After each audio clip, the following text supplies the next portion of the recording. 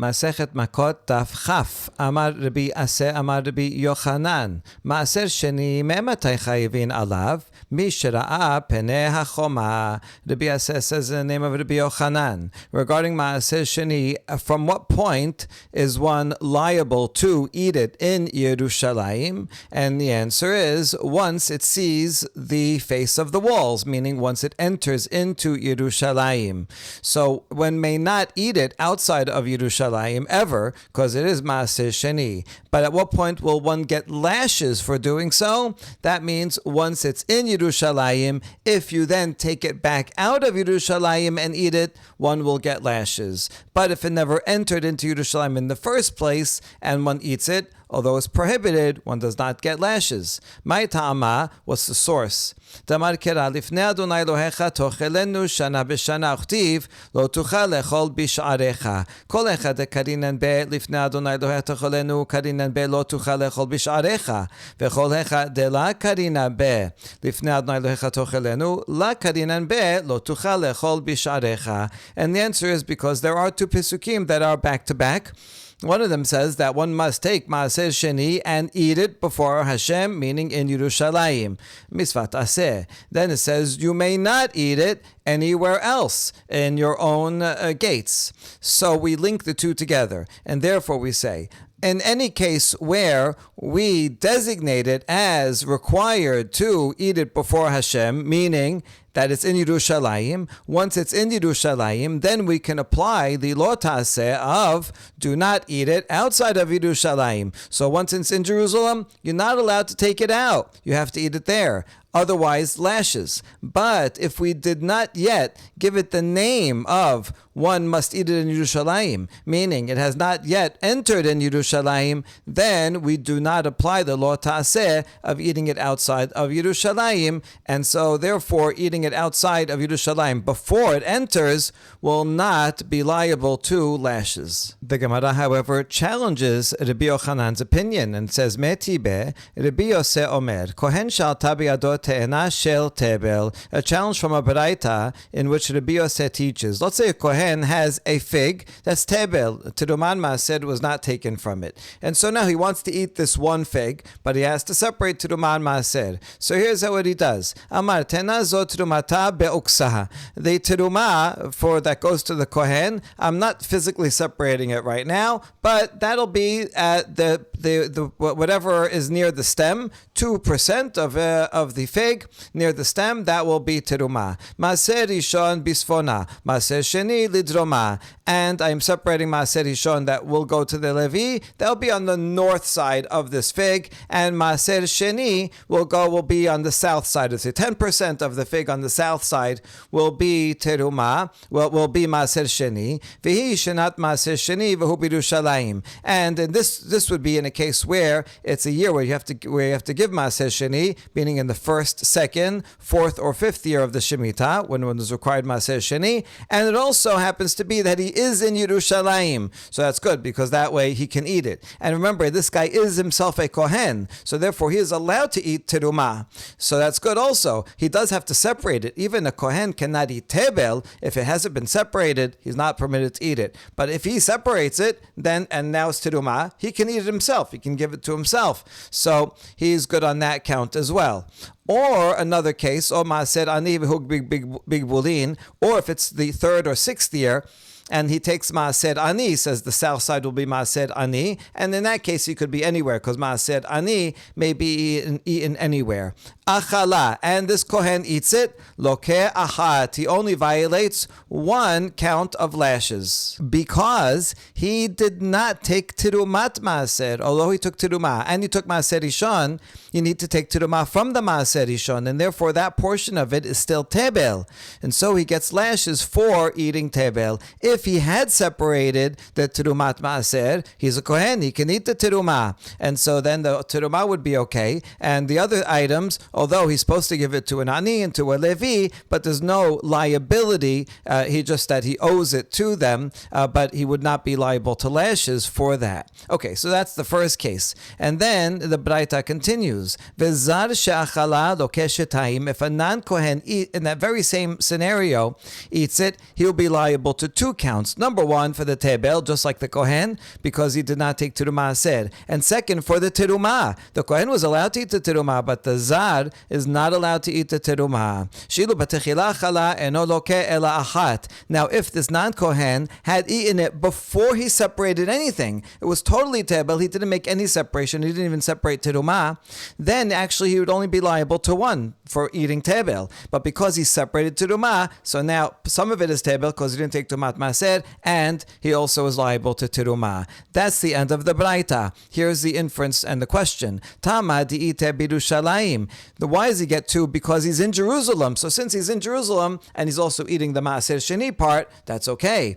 Ha bigbulin lokesh shalosh. But let's say he did this whole thing outside of Jerusalem, then he would get 3 counts of lashes. Dafagav delav ro'eh peneh choma. And that would be true even though it never entered into Jerusalem. So this is a challenge to Rabbi Yochanan. Rabbi Yochanan says, if the item Maaser Sheni never came into Jerusalem and you eat it outside, then there's no lashes. But over here, this is a case where if you're in Jerusalem, you get 2. But if you're outside of Jerusalem, it sounds like you get 3. That means you never enter Jerusalem and you do this whole thing, you get 3 counts, and one of them is for Maaser Sheni. So it sounds like one is liable. That's the challenge to Rabbi Yochanan. And the answer is Da'ayli ve'apeki. We're talking about a case where the guy took the fig, brought it into Yerushalayim, and then took it back out of Yerushalayim, and then he ate it. And that's why he would be liable to 3 sets of lashes. One of them is for Maaser Sheni, because it did already see the face of Yerushalayim, and then he took it out. We ask about that answer. If so, what new law is this teaching us? Why does the Braita have to say, and if he's in Jerusalem, it's 2, which means, if he was outside of Jerusalem, it's 3. Obviously, if he brought it into Jerusalem and brought it back out, he would be liable. What would be the chidush of even saying that? And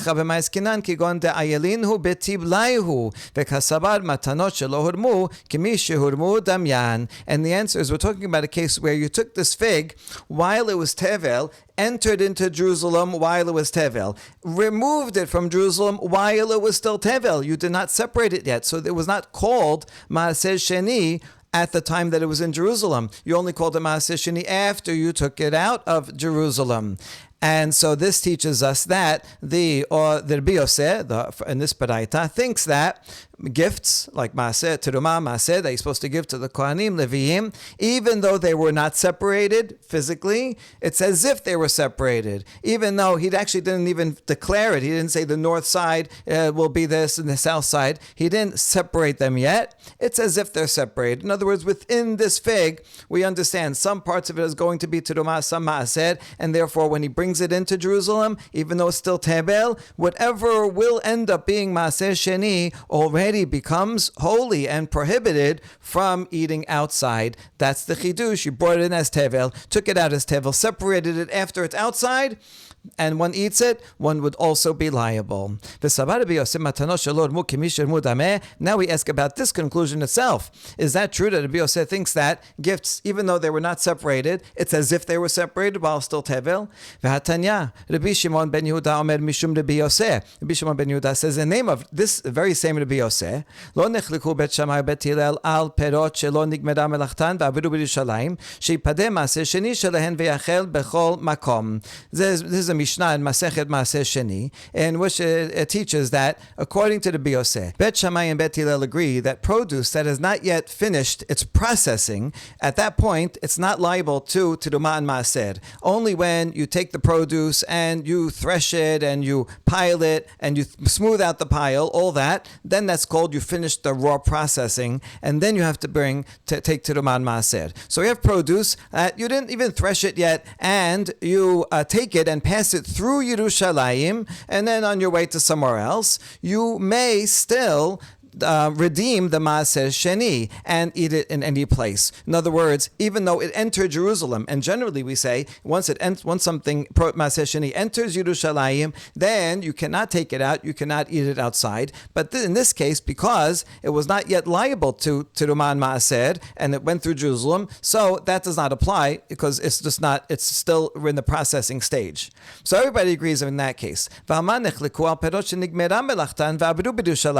But the the machloket is on if it finished that processing, it was all piled up and smoothed out, and after that, even before you took to the Man Maaser, it was taken into Jerusalem and passed through.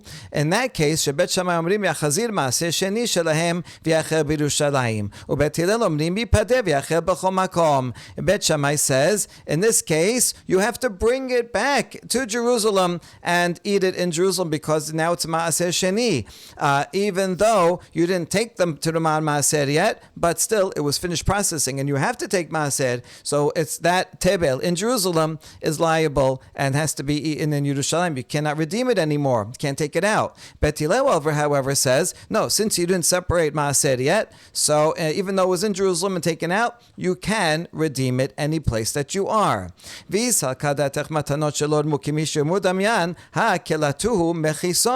if you think, if Rabbi Yosef thinks, and certainly Rabbi Yosef is going to follow Bet Hillel, not Bet Shammai, so if Rabbi Yosef thinks that gifts, that even though they were not separated, it's as if we couldn't consider it as if they are separated, well then this should be a problem. According to Bet Hillel, you should not be able to redeem it because the walls already took it in. So it's already designated as Maaser Sheni. And so now we have a contradiction between what we assumed Rabbi Yosef would say in this answer and what Rabbi Yosef actually says in this Mishnah. Amar Rabba, mechisa le'echol de'oraita, mechisa liklot דרבנן, וכי גזור רבנן כי איתה בעיני בתבלה לגזור רבנן. Rabbah answers the contradiction by explaining that when we say that the walls of Yerushalayim enclose the Maaser Sheni and then you cannot eat it outside, otherwise you get Malkut, that's only regarding to eating it because that's a Deoraita law. Once it enters in, and even if it's Tebel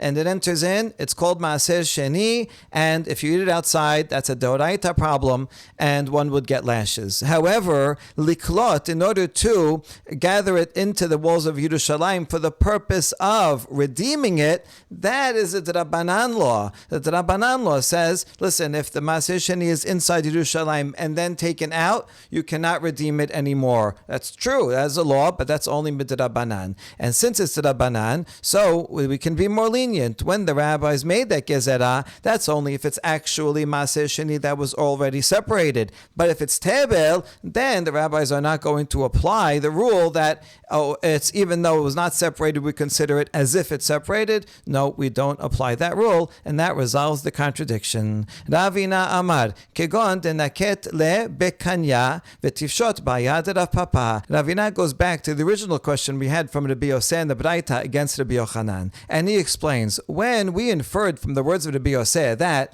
a Zad who eats this fig inside Yerushalayim gets 2 counts, but if it's outside of Yerushalayim, he gets 3 counts, and we wondered, why should that be? If it's outside of Yerushalayim and he never brought it in, then it should only be 2 counts according to Rabbi Yochanan. Ravina says, no, it wasn't talking about a case where he was totally outside Yerushalayim, but rather a case where he was kind of half in. The guy himself was in Yerushalayim, but he was holding the fig on a long reed, and so the fig was outside Yerushalayim. And what he wanted to teach us in this case is that we can answer the question of Rav Papa that we saw at the end of the previous stuff. In such a case, is that considered in Yerushalayim or outside? The person is inside, but it's a long stick and the fruit is outside, so we don't know what the case is, we don't know what the law is, and now we can answer that question that Rav Papa asked, because Rabbi Yosef says if he's in Yerushalayim totally, then yes, he would be liable to 2 counts. Even if the fig is on a reed outside, still he would be liable to 2 counts. If he, however, was totally outside, far away from Yerushalayim, then indeed he would be liable to 3 counts. And so now we understand the chidush that Rabbi Yosef was trying to teach. Next Mishnah, HaKoreach korha berosho, v'makif pe'at rosho, v'mashchit pe'at zekano, v'hasoret sirita achat al hamet, hayav. If someone creates a bald spot on their head, or if they round out their head by cutting pe'ot on the sideburns, or if someone shaves with a razor the edges of his beard, or if someone cuts himself as a mourning custom over a dead. This was an ancient mourning custom. When a loved one dies, they would gash themselves. Anyone who does any of these things is liable to Makkot. Sarat srita achat al chamisha metim or chamesh sritot al met echad hayav al kol achat ve'achat. If someone cut himself one time for 5 different deceased loved ones, or if he cut himself 5 times even for one person, he is liable for each and every cut, another set of lashes. Al harosh shetayim, for rounding out his head, that is for cutting off his sideburns, one is liable to 2, one for each side of his head. Achat mikan ve'achat mikan. Al hazakan shetay mikan ushetay mikan ve'achat milemata. For shaving the corners of one's beard, there's 5 points, 2 here, 2 there, and 1 in the middle. There's different opinions about exactly where this is, but something like 2 at the top, 2 at the bottom near the jaw, and 1 near the chin. Although, again, there are different opinions. Rabbi Eliezer Omer, im nittelu kulan ke'achat eno chayav ela achat. Rabbi Eliezer adds, however, that if one removed all of them in one shot with one, let's say one razor without picking it up, one did in one act, cut all 5 spots, then he only gets 1 set of lashes because, after all, it is only one act. Now this prohibition is only if you cut it with a razor. If you cut your beard with scissors, that's okay. Rabbi Eliezer Omer, afilu liketo b'malket or berhitni chayav. Rabbi Eliezer says if one cuts his beard also with tweezers or with a plane, here's tweezers, plucking out hairs in any of those 5 spots would be prohibited, or not using a razor but using a plane that usually used to make wood smooth. Seems like it would hurt, but in addition to that, one would also be liable according to Rabbi Eliezer. Tenor Rabbanan, lo yikrechu yachol afilu karach 4 ו5 kerichot lo yehe chayav, ela achat, Talmud omar, korcha lechayev al kol korcha vekorcha. The pasuk in Vayikra 21, Parashat Emor, which is talking about the laws that have to do with Kohanim, it says they shall not create a bald spot. So in fact that it says a verb, do not cut, so you think that would mean even if one made 4 or 5 bald spots, that would only be one liability because it's all in one verb. But that's why it continues and says, Lo yikrechu korcha, do not make a bald spot. Korcha, so every bald spot, it is another liability. בראשם, מה תלמוד לומר? לפי שנאמר לא תתגודדו ולא תשימו קורחה בין עיניכם למת, יכול לא יהיה חייב אלא על בין העיניים בלבד, מניין לרבות כל הראש, תלמוד לומר בראשם לרבות כל הראש. Now the pasuk says, לא יקרחו קורחה בראשם, that Kohanim cannot make a bald spot on their heads. Why does it have to say on their heads? Because there is another pasuk in Sefer Devarim. The one in Devarim is talking about to all Bnei Israel, not just to Kohanim. And then that one it says, Lo titkodedu v'lo tasimur korcha ben einechem lamet. Do not gash yourselves and do not make a bald spot between your eyes over a dead. So if I had only this pasuk in Devarim, I might think that only means between one's eyes. Between one's eyes is not literally between one's eyes, but rather is talking about the front of the head near the hairline. I would think that is prohibited. How do I know that if I make a bald spot anywhere on the head that's prohibited? That's why I have this pasuk here in Vayikra that says berosham, to include anywhere on the head. Ve'en li ela Kohanim, sheriba behem hakatuv misvot yeterot Yisrael minayin. Now I only know these stringencies, that one is liable to multiple bald spots and anywhere on the head. That I learned from the pasuk in Vayikra that has to do with Kohanim. So maybe only Kohanim are liable in those cases, because after all, Kohanim have many mitzvot that are over and above what Israel has. How do I know that Israel also is liable for the very same things regarding making bald spots? And V'ne'emar kan korcha, v'ne'emar lehalan korcha. Because in both Pesukim it says a bald spot. So I make a gezerah shava. Ma lehalan chayav al kol korcha vekorcha, v'chayav al harosh keben ha'einayim. Afkan chayav al kol korcha vekorcha, v'chayav al harosh keben ha'einayim.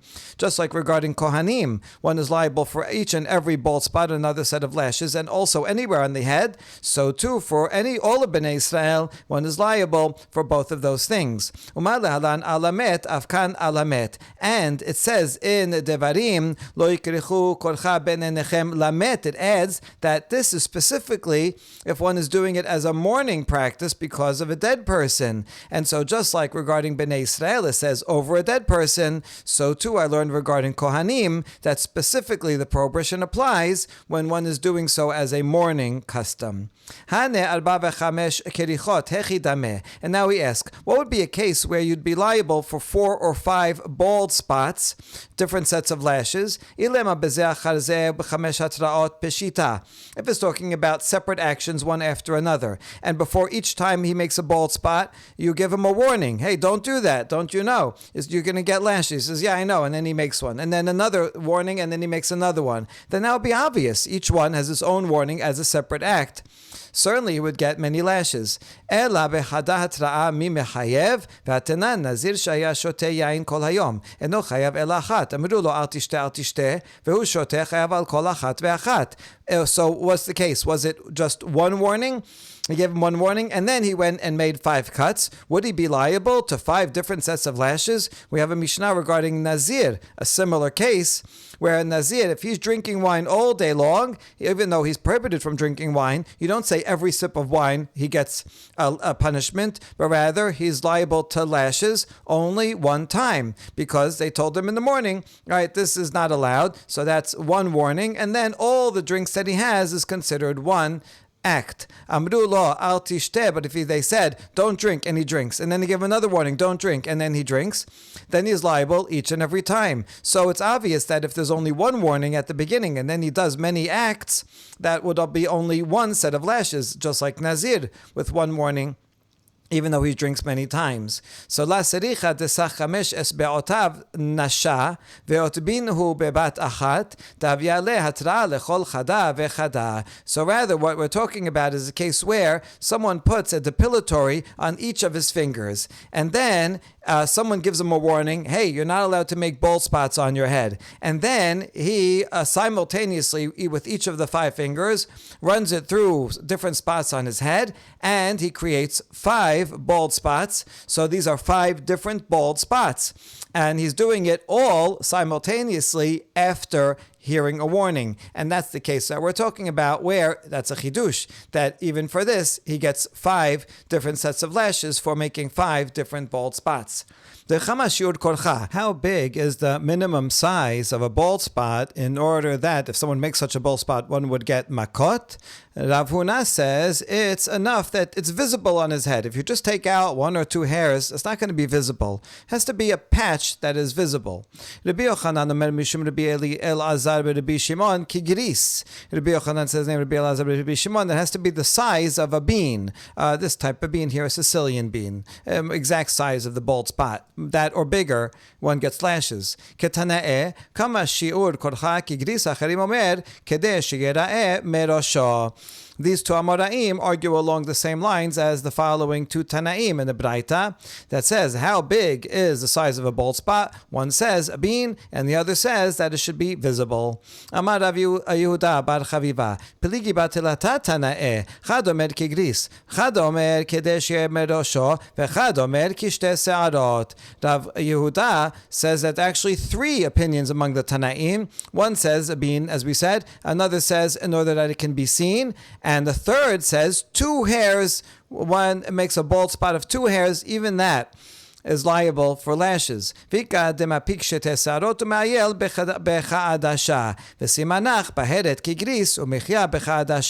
is another version of this baraita that takes out the opinion that says 2 hairs and instead puts in a size of a lentil, and so that would be the third opinion, not 2 hairs but rather a lentil. And if you want to remember that, then you can think of the Mishnah in Masechet Negaim that says the measurement for tum'ah, for a snow white mark, is a a bean, it has to be the size of a bean, but for raw flesh, a size of a lentil. And so if you remember that these are the two opinions here in this Mishnah, then you'll remember that you should take out the two hairs opinion and not the one of that it should be seen as a bald spot, and don't take out kegris either. So you leave in the gris and take out the two hairs and you put in instead a lentil, and then you'll remember which one you should take in and which one you should take out and which one you should put in. That's the mnemonic. Sometimes mnemonics are such that the mnemonic is harder to remember than the actual thing you're trying to remember. But apparently people knew Masechet Negaim so well that was the obvious thing, and that can be used as a mnemonic for this law. Tana, hanotel melo pi hazug b'Shabbat hayav. V'chama melo pi hazug, amar Rav Yehuda shetayim. Now we're going to relate this to laws of Shabbat. Someone who removes a scissor full of hair on his from his body on Shabbat is liable. Now, how much is a scissor full? Rav Yehuda says 2 hairs. Hold on. We have a braita that says regarding making a bald spot on one's head, that's 2 hairs. It sounds like that one is 2 hairs for bald spot, but that's different for a Shabbat. It sounds like it's making a distinction in this braita. And so we say, no, it's not. Ema vechen lekorcha shetayim. No, read the braita. And also, regarding making a bald spot, it's 2. Not only for Shabbat, but also for this law, it's the same thing. Tanya namehachi, and there's a braita that supports that. Hanotel melo pi hazug b'Shabbat chaya, v'chama melo pi hazug shetayim. Rabbi Eliezer omer achat, umodim chachamim l'Rabbi Eliezer b'mlaket lebanot mitoch shechorot, afilu achat shu chayav, v'davar zeh afilu b'chol asur, mishum shene'emar lo yilbash geber simlat isha. There's a braita that supports the opinion that cutting hairs on Shabbat is 2 hairs, because this braita also teaches that if someone removes a scissor full of hair on Shabbat, one is liable for violating Shabbat. And how much is a scissor full? That is 2 hairs. So there you go. That's the agreement of this braita with the opinion that we just saw. However, here to be Eliezer disagrees and says even just for 1 hair removing on Shabbat, one would be liable. And Chachamim agree with Rabbi Eliezer that if you remove 1 hair, one is liable if one is taking a white one out of black hairs that are around it. If you're trying to remove the white hairs from the black ones and you do that on Shabbat, then even one of them, one would be liable. And not only that, it's not only on Shabbat, but this is a law that applies all the time, even during the weekday. Why? Why can't you pluck out a white hair if it's in the middle of black hairs? Because that would violate the law that a man cannot wear women's clothing. Not only does it mean literally that a man cannot wear women's clothing, but also doing things to beautify oneself in a way that generally women do. So it's normal for women to remove a white hair so that she could look like she has more black hair. But for a man to beautify himself in that way, that would be a practice of lo yilbash. Ha-makif pe'at rosho. Mishnah continues and says someone rounds out his head by cutting off his sideburns. Tenor banan pe'at rosho sof rosho ve'ezehu sof rosho ze mashve se'adav lachore ozno ulfadachto. Braita explains, what does it mean? Pe'at rosho. Pe'at means a corner, so that means the end of one's head. Well, what does that mean? That really doesn't help. It's a round thing. So what does it mean to say a corner or an end? So what's an end of a head? It means someone who makes level his sideburns and makes it the same level as behind his ear or in front where his forehead is. In other words, he makes a rounded haircut so that he doesn't have sideburns that are going down past his ear, but rather it's at the same level as right in front or right in back of the hair, that where the sideburn is, basically taking off the entire sideburn so you don't see anything going down, but rather just straight across. That would violate this law. Braita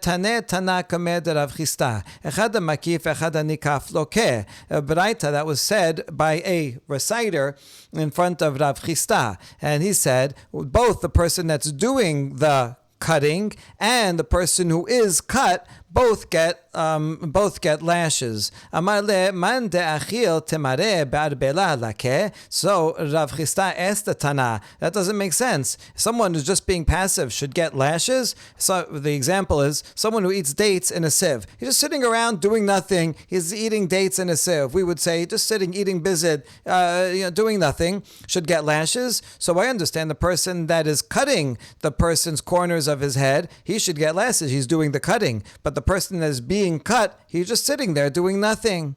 Damar lach maner biyudahi damar lavshen bo maaseh lokin alav. And so the answer is that this baraita is following the opinion of Rabbi Yehuda, who says even a negative commandment, a lo ta'aseh, that has no action, one can still get lashes for it. So even though the guy's sitting there and doing no action, nevertheless he gets lashes because that's Rabbi Yehuda. That's one answer. Rava amar b'makif la'asmo v'dibra kol. Rava says no. We're talking about someone who is rounding out his own head, edges of his head. He's cutting his own hair, and so therefore that's why he is liable both for being the one that is doing it and for being the one to whom it is being done.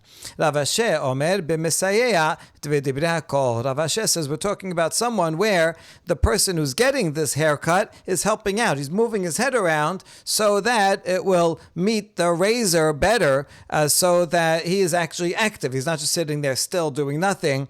He is moving his head around, and that is assisting and causing it to be cut, and that's why he gets lashes as well. The next law in the Mishnah teaches v'mashchit pe'ad zekano, and someone who shaves with a razor the corner of his beard. What does that mean? Tenor banan pe'ad zekano sof zekano. The corner of his beard means the end of his beard. Ve'ezu sof zekano. What does the end of his beard mean? Shibolet zekano. It means the stalk of his beard. If you imagine a stalk where grains are sticking out at different spots, so this refers to the 5 edges of a person's beard that are sticking out a little, and those are the 5 places where one may not shave. Baruch Adonai Le'olam. Amen ve'amen.